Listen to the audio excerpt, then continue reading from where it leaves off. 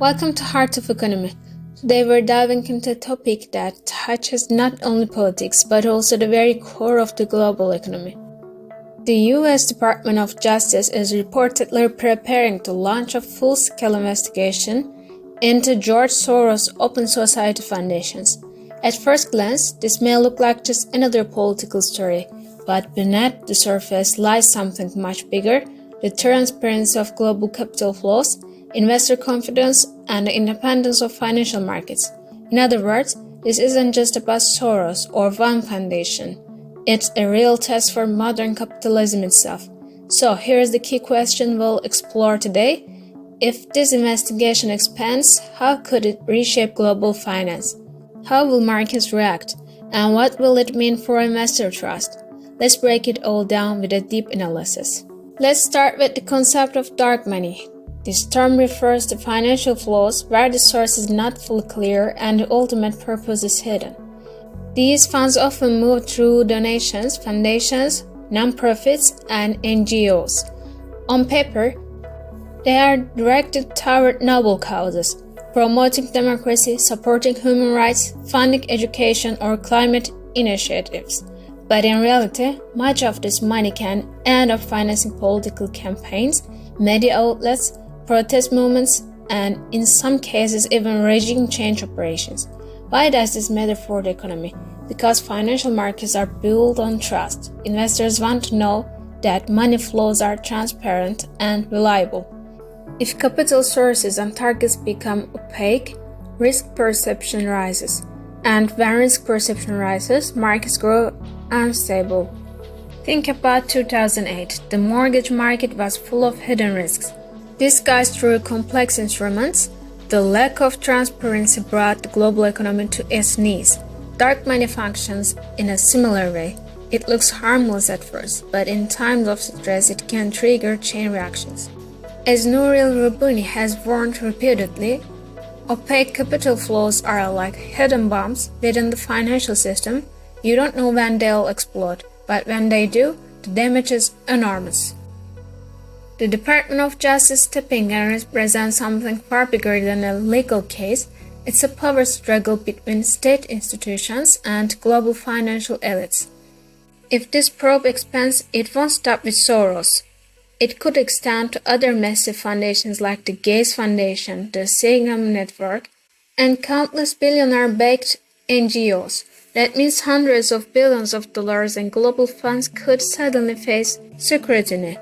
Financially, this could lead to two major outcomes. First, restrictions on the free movement of money through NGOs. Second, a shift in investor sentiment. International investors will start asking which funds are safe and which are under threat. That kind of uncertainty triggers capital flight. As Mohamed El-Erian puts it, the lack of transparency is the greatest source of financial instability. If the DOJ can genuinely bring transparency, it might shake markets in the short term but strengthen investor trust in the long run. If not, if this simply becomes a political weapon, then uncertainty becomes permanent. My take is this: the investigation will reveal who really controls global capital flows. Is it governments or is it private elites? The answer to that question could reshape the financial order. Let's break down the market impact into three time horizons. In the short term, investors tend to react fast.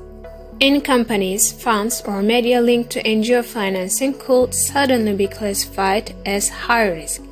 That could spark sharp sell-offs, rising volatility, and a flight to safety. Gold, the US dollar, and treasuries will likely surge in demand. In the medium term, the main issue becomes liquidity. If NGO capital flows dry up, it's not just non-profits that suffer.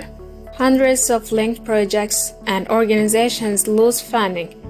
Developing nations that rely heavily on foreign capital could face immediate stress. Currency depreciation, rising debt costs, and even local financial crises could follow. In the long term, there are two paths: either transparency improves and markets stabilize under stronger investor trust, or If the process is politicized, uncertainty remains baked into the system. In that case, capital keeps flowing towards safe havens, risk appetite collapses, and global markets remain fragile. Ray Dalio has long warned the greatest threat to capitalism is inequality and political polarization. If NGO funds are indeed used as political engineering tools, then we are looking at a direct challenge to the fairness and legitimacy of markets themselves. Soros Foundation is not just active in the United States. It operates in dozens of countries, from education and healthcare to climate programs and media support.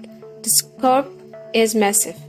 But alongside this, allegations have persisted that these funds were also used to shape protests, influence political parties, and pressure governments.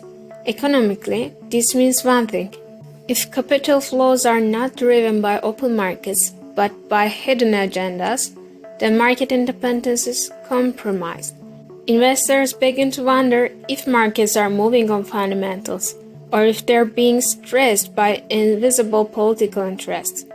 My view is this: NGO funds effectively create a parallel financial system. If the DOJ probe exposes this structure, the impact won't be limited to America. It could disrupt capital flows worldwide. Now let's look at the international dimension. NGO funds don't just influence US politics, they shape events across the globe. In Eastern Europe, they support democracy movements. In the Middle East, they backed social programs. In Asia, they help fund media outlets. On the surface, these look positive, but economically, they often distort local markets. For example, if billions of dollars flow into a developing country but go to political campaigns instead of productive investment, that economy becomes fragile.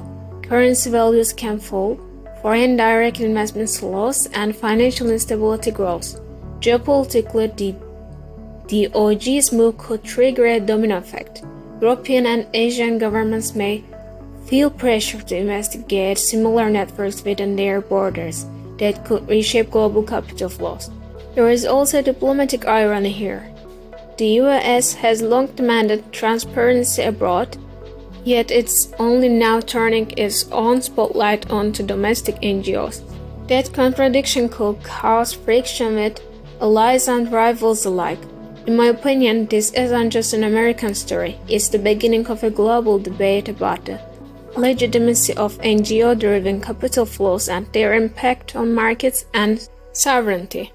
So, what are the likely scenarios? Scenario 1. Sharp disruption.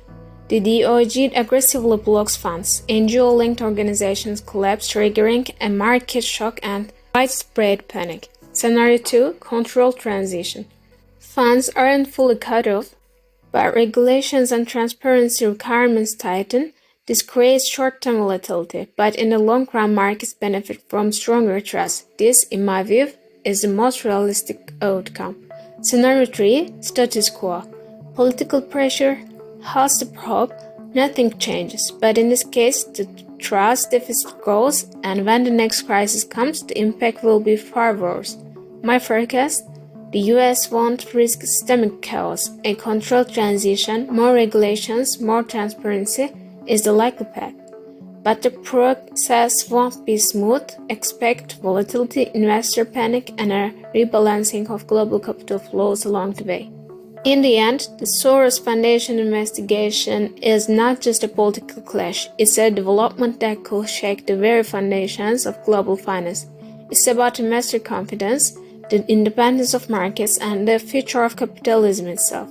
Over the coming months, we'll see whether this brings more transparency and stability, or whether it opens the door to deeper crisis. So what do you think? Will the DOJ's probe strengthen markets in the long run, or destabilize them further? Share your thoughts in the comments. We want to hear from you. And if you don't want to miss more deep dive analysis like this, make sure to subscribe to Heart of Economy, hit the like button, and turn on notifications. Thanks for watching, and we'll see you in the next video.